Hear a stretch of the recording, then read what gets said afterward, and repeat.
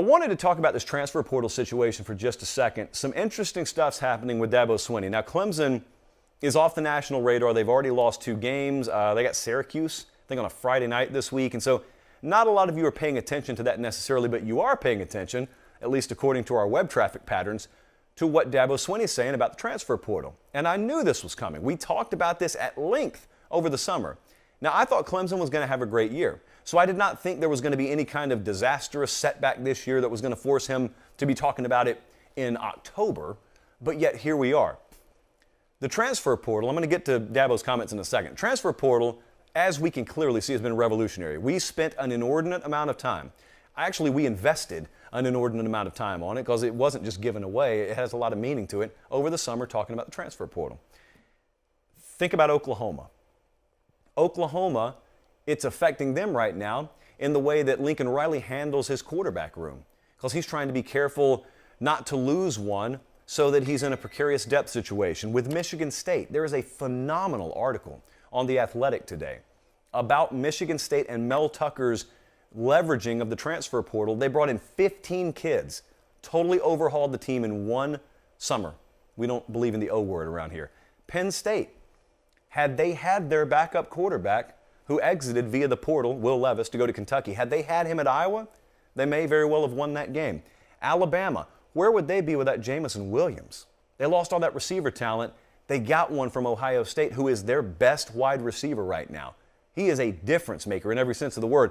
So all that said, what about Clemson?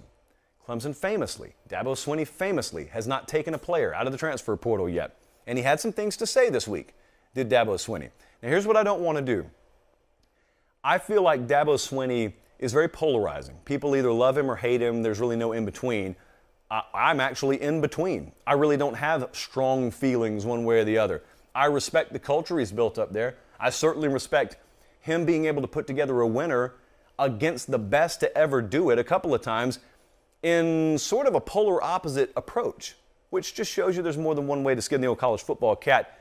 But what I want to avoid, that I see a lot of people do, is they either intentionally or just accidentally misquote the guy or they miscontextualize what he's saying. So here's what Dabo Swinney has said right now.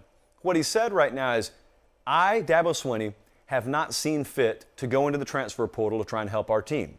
Now, what he hasn't said is, I'm against transfer portal, I'll never go in there, case closed, you will never see me go in the transfer portal no matter what. That's not what he said.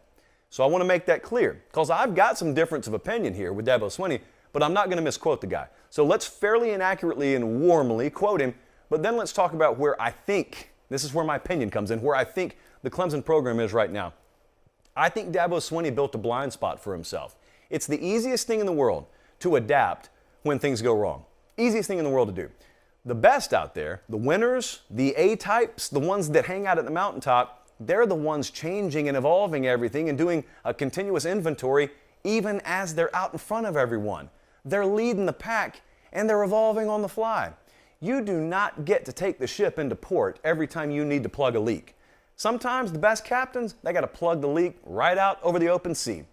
And that's hard to do. That is first off, it's really hard to even know you need to do it. And then secondly, when it comes time to do it, sometimes the platform for your success becomes a bunch of prison bars around you because it's so atypical. It's so against human nature to say, the way that I'm doing it got me here, why would I change that? If you're in a static environment, that is a sound philosophy, but you're not. Everything's moving around you, every team's adjusting, the sport never sits still, so what works today may need some tweaking to work 3 years from now.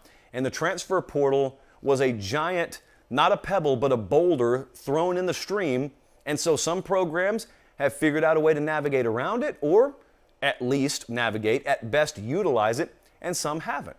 And so Dabo Swinney, I fully believe him when he says, I don't feel like I've needed to use the portal. Here's my concern for Clemson.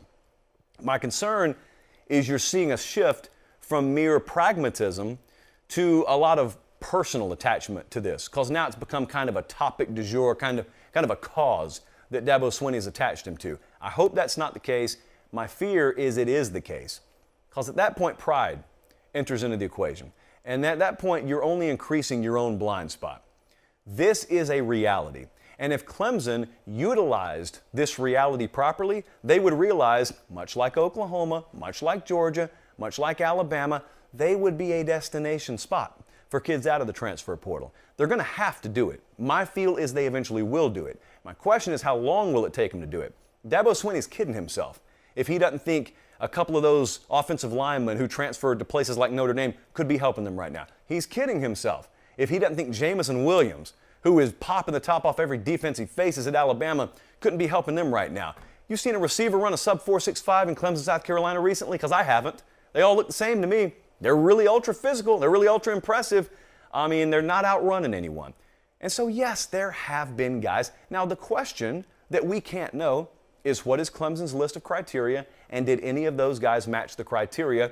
Maybe not even from a pure skill set or physical standpoint. I don't know. What I do know is I do not think it's necessary for Dabo Swinney or Clemson to adjust their overarching concreted philosophy on life and football in order to tweak their program to open themselves up to benefiting from the transfer portal. What I hope is that happens. What I won't say fear, because it's not ultimately going to impact me, but what I am concerned is happening is because he's the face of this now. Dabo's the face of anti-portal. You know, you can't just have opinions on something. You got to be pro or anti everything these days. And so he has become anti-portal guy. Don't be anti-portal guy. Don't be that. Have your approach, but man, have enough built-in flexibility to where you can look to the left and right, and to where you as the leader of the organization can make an adjustment here. This is here to benefit you, man. The other ones out there, the other programs out there should be the ones concerned. You should be the one frothing at the mouth knowing, like Mel Tucker. I mean, no disrespect, but if Mel Tucker at Michigan State was able to do this, imagine what Dabo Swinney, could do at Clemson and not have to sacrifice an ounce of principle to do it, is what I'm saying. It's not like you're selling your soul to the devil and in exchange you get 2 players out of the transfer portal. That's not the way this works. You don't take a kid from a character standpoint from the portal that you wouldn't take on the recruiting trail. Believe it or not, there are good kids in the portal too. Like there are some quality citizens in the transfer portal. So I think they'll make this move. The only question is, when will they do it?